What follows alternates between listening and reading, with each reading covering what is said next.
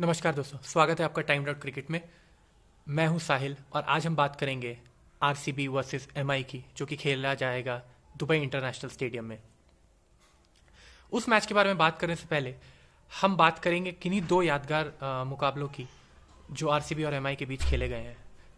पहला मुकाबला जो 2015 में खेला गया था आरसीबी और एमआई के बीच वानखेड़े स्टेडियम में, जिसमें विराट कोहली और एबी डिविलियर्स ने एक शानदार 200 रनों से भी ज़्यादा की पार्टनरशिप करी थी और मुंबई को मुंबई में हराया था।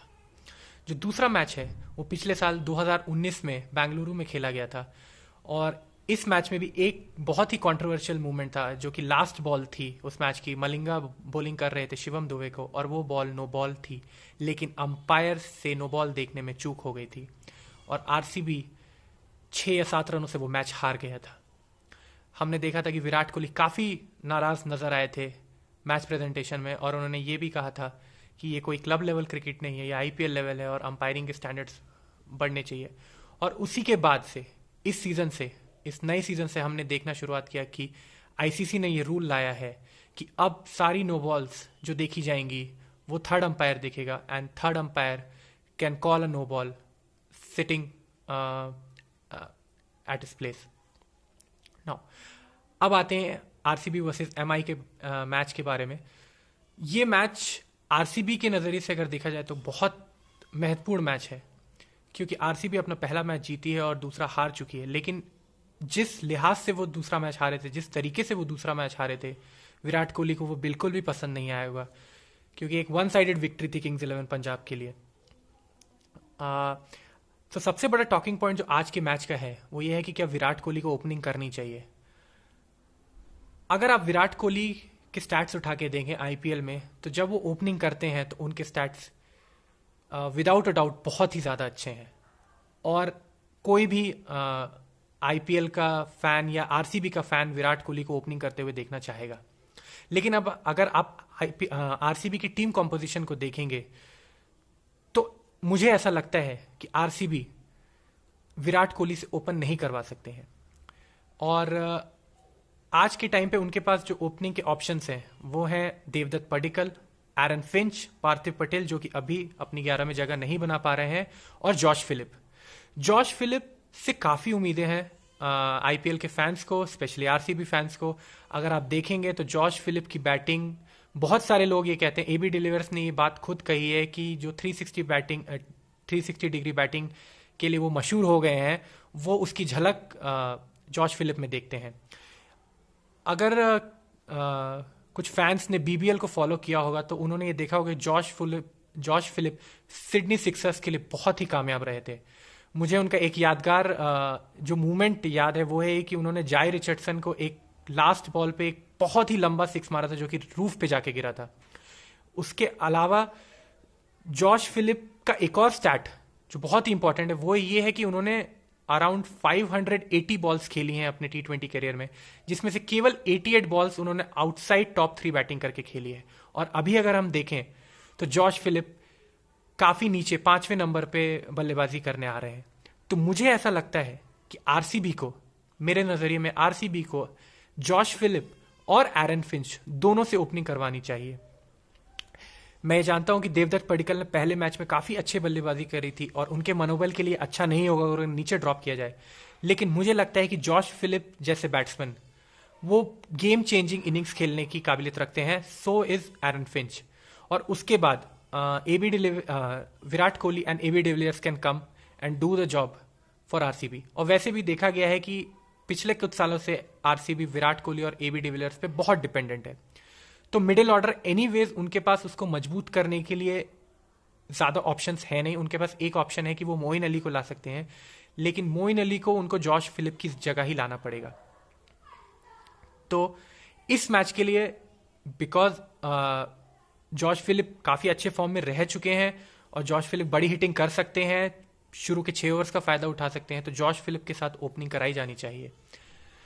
नेक्स्ट टॉकिंग पॉइंट है आरसीबी की बॉलिंग, जो कि उनके लिए हमेशा से एक वीकनेस रही है और इस सीजन भी काफ़ी लोगों का ये कहना था कि आरसीबी इस बार थोड़ी सी वेल बैलेंस टीम है, लेकिन अगर आप देखेंगे उनकी बॉलिंग और उनके बॉलर्स तो आपको ये रियलाइज़ होगा कि उनकी बॉलिंग अभी भी उतनी ही वीक है। चाहे आप इनिंग्स के शुरुआत की बॉलिंग देख लीजिए, और डेथ बॉलिंग तो उनमें अभी भी कोई बॉलर्स आरसीबी में मुझे नहीं दिखता है कि जो डेथ बॉलिंग में लास्ट के 5 ओवर्स में अगर बहुत ही खतरनाक बैट्समैन बैटिंग कर रहे हो तो वो उन्हें रोक सके। और आज का मैच जो कि उन्होंने खेलना है एमआई के साथ, जिसमें हार्दिक पांड्या, कीरन पोलार्ड जैसे फिनिशर्स मौजूद हैं, तो मुझे नहीं लगता है कि आरसीबी की बॉलिंग सक्षम है उन्हें रोकने के लिए अगर वो फुल फ्लो में आ जाएंगे। तो इसीलिए आज के मैच में एक बहुत ही कड़ा डिसीजन, जो कि आप कह सकते हैं कि काफी टफ डिसीजन होगा। डेल स्टेन की जगह उन्हें इसरो उडाना को खिलाना चाहिए। इसरो उडाना लोअर ऑर्डर थोड़ी सी बैटिंग भी कर सकते हैं, पर उससे भी ज्यादा इंपॉर्टेंट है कि वो अपनी जो वेरिएशन है उनकी स्लोअर बॉल, मैं खास करके उतना प्रशंसक नहीं हूं स्लोअर डिलीवरीज और वेरिएशन का। अगर आप मुझसे पूछेंगे तो डेथ ओवर्स में I will prefer pace rather than a bowler bowling slower balls, but Isuro Adana gives you a kind of variation in their bowling attack to RCB. RCB का bowling attack अभी उमेश यादव, नितिन सैनी जो कि main pacers हैं, वो से hit the deck kind of bowlers हैं, और Dale Steyn भी बिल्कुल भी कारगर साबित नहीं हुए अभी तक दोनों मैचों में। और वो कोशिश करते हैं ऑफ कटर्स डालने की, और उनके पास एक दो वेरिएशन है, लेकिन वो बिल्कुल कारगर सिद्ध नहीं हो रहे हैं। तो मुझे लगता है कि इसरो डाना को इस मैच में खिलाना चाहिए, और इसरो डाना थोड़ी सी वैरायटी लाएंगे। और एक और जो ऑप्शन है आरसीबी के पास, वो ये हो सकता है कि वो एडम जैम्पा को जगह दें अपने प्लेइंग 11 में। एडम जैम्पा, जैसे कि मैंने कल भी कहा था मैच में, कि एक विकेट टेकिंग ऑप्शन हो सकते हैं। Leg spinner is always a wicket taking option अगर वो अटैक करेंगे बैट्समैन को। और जैसे कि आपने देखा है कि मुंबई की batting lineup, I think one of the most dangerous batting line-ups in the IPL, अगर उनको रोकना है तो आपको उनके विकेट्स लेने ही पड़ेंगे, क्योंकि उनके मिडिल ऑर्डर जो उनके इंडियन बैट्समैन भी हैं वो भी काफी एक्सपीरियंस और खतरनाक है। रोहित शर्मा और जो टॉप मिडिल ऑर्डर है, Surya Kumar Yadav and Saurabh Tiwari, they can all hit big shots and they can all play cricketing shots as well. तो उसके लिए आपको एक विकेट टेकिंग ऑप्शन, उनके पास वॉशिंगटन सुंदर जरूर है, शिवम दुबे हैं, लेकिन वो केवल रन रोक सकते हैं, वो एक तरह से पारी पे लगाम नहीं लगा सकते हैं। और एक युजवेंद्र चहल है, पर उन पे काफी बर्डन है। हमने देखा है कि पिछले 3-4 सालों में उन पे काफी बर्डन रहता है, और अपोजिंग टीम्स फिर ये भी स्ट्रैटेजी अपनाती हैं कि वो युजवेंद्र चहल के 4 ओवर्स में उन्हें विकेट नहीं देती हैं और उन्हें आराम से खेल लेती हैं। पर अगर आप एडम जैम्पा को अपने प्लेइंग 11 में शामिल करते हैं तो वो आपको एक और विकेट टेकिंग ऑप्शन देंगे। और आरसीबी की बॉलिंग को देखते हुए उनके पास ये बेस्ट स्ट्रैटेजी हो सकती है एडम जैम्पा को खिलाने की और विकेट्स लेने की। नाउ अगर एमआई की बात करें तो मुझे नहीं लगता एमआई को ज्यादा चेंजेस करने की जरूरत है। अभी उनका विनिंग कॉम्बिनेशन है ट्रेंट बोल्ट, जेम्स पैटिंसन और जसप्रीत बुमराह काफी सक्षम गेंदबाज हैं इन कंडीशंस के लिए। और उसके बाद उनके पास राहुल चहर,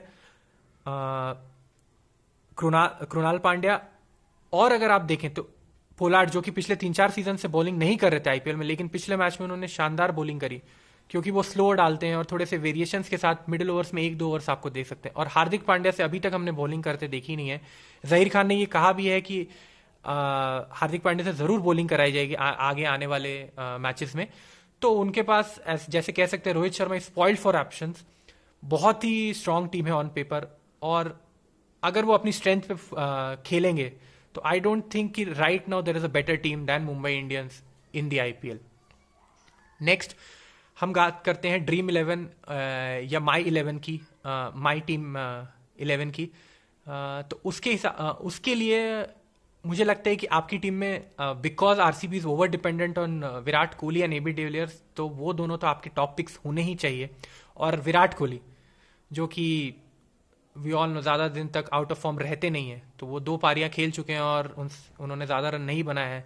तो according to the law of averages वो आज मुझे लगता है कि वो अच्छा खेलेंगे। और he is a big match player, तो वो बिल्कुल भी जब एमआई रहे उनको पता है कि उनके ऊपर ज़्यादा जिम्मेदारी है, तो विराट कोहली से आज मुझे पूरी उम्मीद है कि वो आज बहुत अच्छा खेलेंगे और एक लंबी पारी खेलेंगे। तो विराट कोहली और एबी डिविलियर्स तो आपकी टीम में होने चाहिए टॉप पिक्स।